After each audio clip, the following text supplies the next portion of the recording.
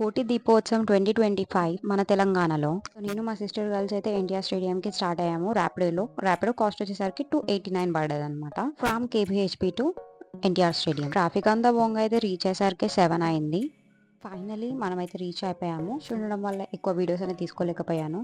Saturday వెళ్ళాం కాబట్టి ఇంకా రష్ ఎక్కువ ఉంది. దాంతో ప్లస్ సీఎం రేవంత్ రెడ్డి గారు రాబోతున్నారు కాబట్టి ఫుల్ రష్ ఉంది. లోపలికైతే ఎంట్రీ ఇచ్చేసాము.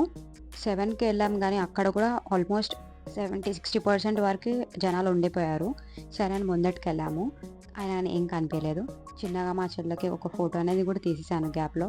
లేట్గా రావడం వల్ల మనకి అక్కడ దగ్గరలో ఉండలేకపోయాను. సో మీరు ఎప్పుడైనా వెళ్ళాలనుకుంటే కొంచెం 5గా అలా వెళ్ళారనుకో ముందటికి వెళ్ళి చూస్తారు, అన్నీ చూడగలుగుతాం ప్రోగ్రామ్తో సహా.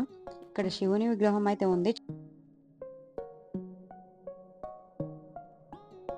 నేను స్టార్టింగ్ పెట్టిన క్లిప్కి ఇప్పుడు చూడండి, క్లిప్లో ఆల్మోస్ట్ మొత్తం 80-90% స్టేడియం మొత్తం నిండిపోయింది. అండ్ ఆ రష్తో మేము ఉండలేకపోయినాం, మాకు అవ్వలేదు. సో మేము అరౌండ్ 8:30కి బయటికి అయితే వచ్చేసేసినాము.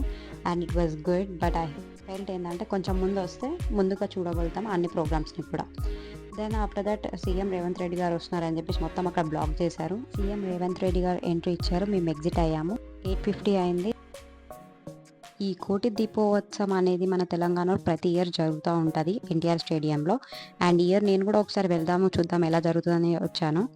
అండ్ నా ఎక్స్పీరియన్స్ వచ్చేసరికి బాగుంది. బట్ మనం తొందరగా వెళ్తే ఏంటంటే ముందు ఉండగలుగుతాము, చూడగలుగుతాం దగ్గర నుంచి అన్ని.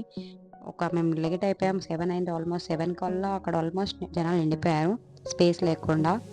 దానివల్ల కొంచెం I was not happy with that. మీరు కూడా కోటి దీపోత్సవంకి వెళ్ళారా? కామెంట్ చేయండి. ఎలా